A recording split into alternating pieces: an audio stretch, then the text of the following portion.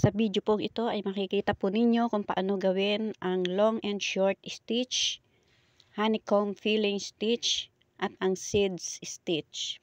Ganito po gawin ang long and short stitch. Ayan, may makikita po kayong drawing at diyan po itatahi.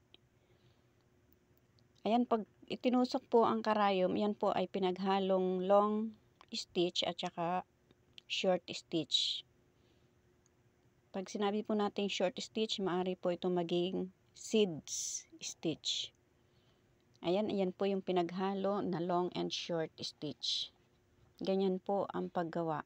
Pagmasdan po ng mabuti hanggang sa matapos.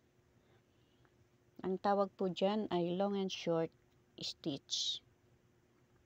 Ayan, ganyan po. Madali lamang po sundan. May maikling tahi, may mahabang tahi. Ayan, itinusok, hinigit. Itinusok at hinigit, itinusok at hinigit. Ganyan lamang po ang paggawa. Lahat po ay hindi pare-parehas ang haba ng tahi. Yan po ang itsura niya. Ang susunod naman po ay ang honeycomb filling stitch. Ganito po gawin ang honeycomb filling stitch. Ayan, sa una po ay gagawa po muna ng seeds stitch.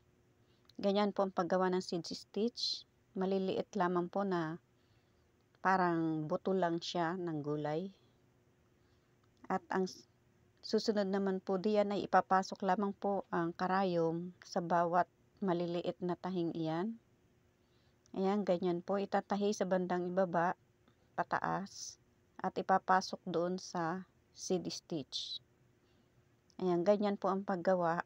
Pagmasdan po ang pagtusok ng karayom hanggang sa matapos. Ayan, itinusok po galing sa baba. Yun, inilusot naman po doon sa huling tahi galing sa itaas. Ayan, ganyan po. Ilulusot lamang pong ganyan. Tapos yan sa pinakang huli po, igagawa po ulit ng seed stitch. Ayan, maliliit na parang buto lang siya. Ayan, ganyan po. Tapos ilulusot po muli ang karayom diyan.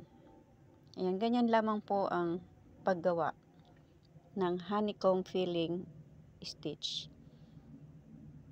Ayan, yan po itsura niya. Ang sunod naman po ay ang seeds stitch. Ito pong seeds stitch, madali lamang pong sundan. Maliliit lamang po ang bawat kain ng karayom. Ayan, mapapagmasdan po ninyo pag nasa malayo para siyang mga buto lang ng gulay or beans. Ganyan lamang po ang paggawa. Madali pong sundan. Sa mga hindi pa po naka-follow and subscribe, please follow and subscribe. Thank you for watching.